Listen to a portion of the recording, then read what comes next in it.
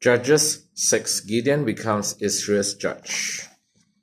The Israelites did evil in the Lord's sight, so the Lord handed them over to the Midianites for 7 years. The Midianites were so cruel that the Israelites made hiding places for themselves in the mountains, caves, and strongholds. Whenever the Israelites planted their crops, marauders from Midian, Amalek, and the people of the east would attack Israel, camping in the land and destroying crops as far away as Gaza. They left the Israelites with nothing to eat, taking all the sheep, goat, cattle, and donkeys. These enemy hordes, coming with their livestock and tents, were as thick as locusts. They arrived on droves of camels, too numerous and to count, and they stayed until the land was stripped bare.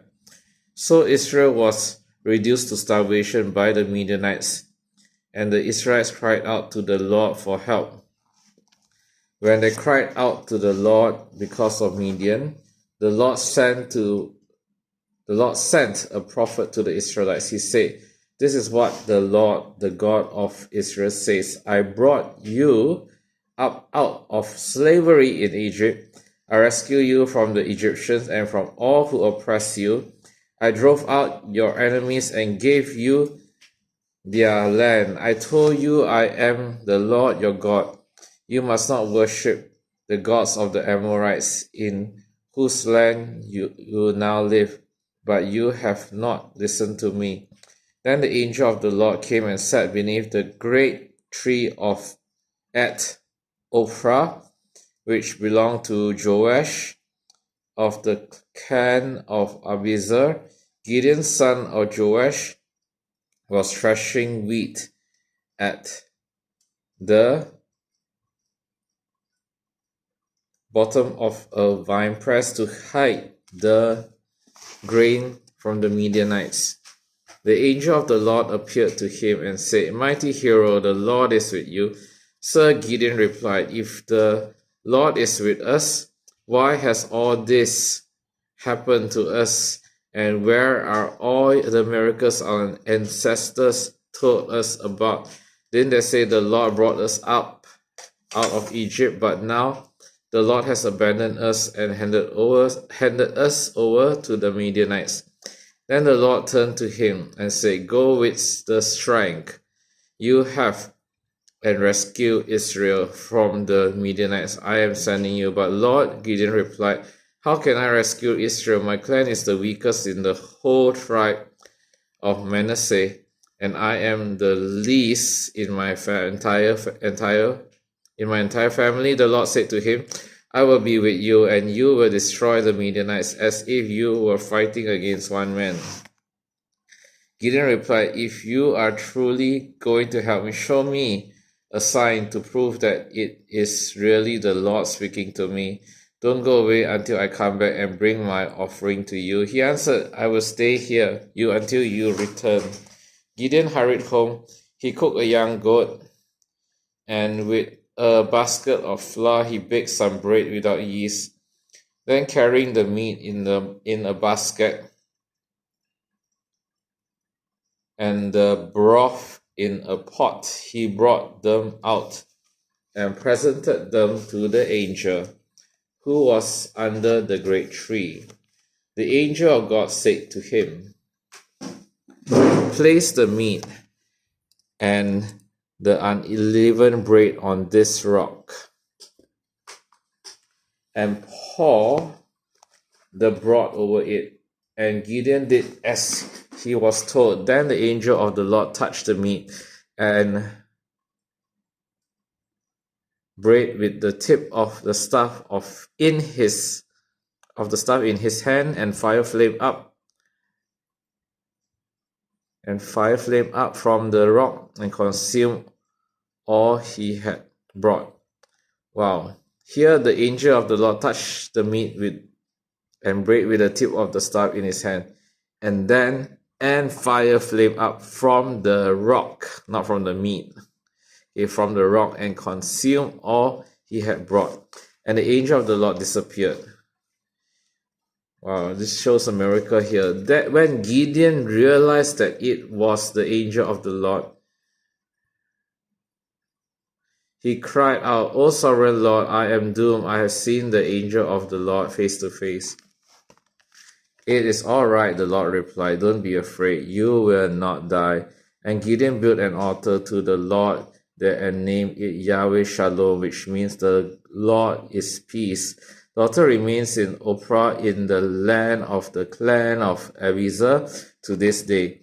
That night the Lord said to Gideon, "Take the second bull from your father's herd, the one that is 7 years old. Pull down your father's altar to Baal and cut down the Asherah post standing beside it. Then build an altar to the Lord your God here on this hilltop sanctuary. Laying the stones carefully, sacrifice the bull as a burnt offering on the altar, using as fuel the wood from the Asherah pole you cut down." Or the either Asherah pole you cut down, use it as wood for fuel. So Gideon took 10 of his servants and did as the Lord had commanded, but he did it at night,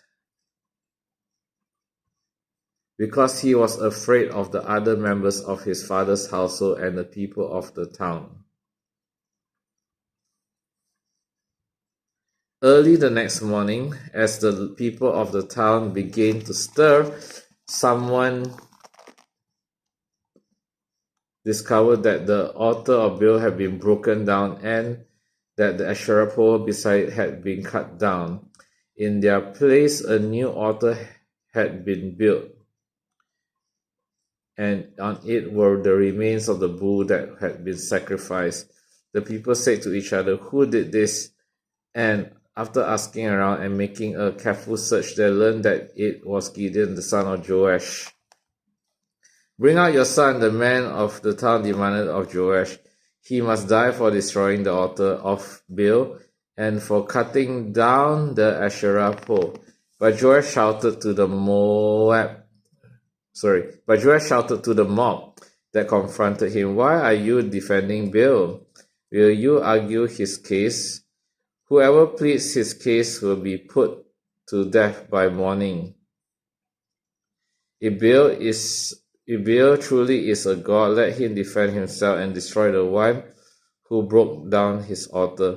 From then on, Gideon was called Jerubbaal, which means "let Baal defend himself," because he broke down Baal's altar.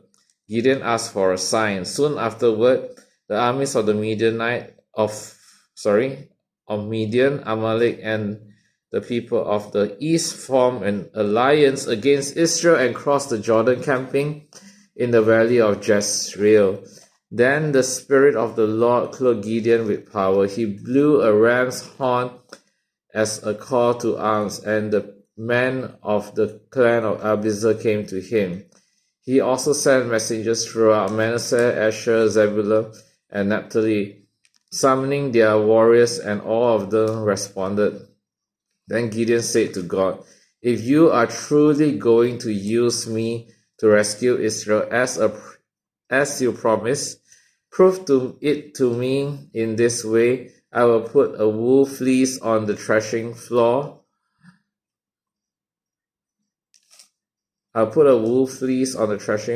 Tonight. If the fleece is wet with dew in the morning, but the ground is dry, then I will know that you are going to help me rescue Israel as you promised." And that is just what happened.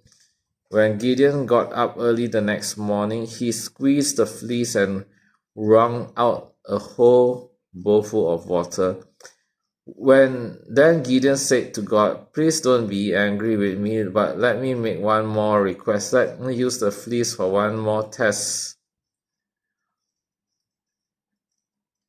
This time, let the fleece remain dry, while the ground around it is wet with dew." So that night God did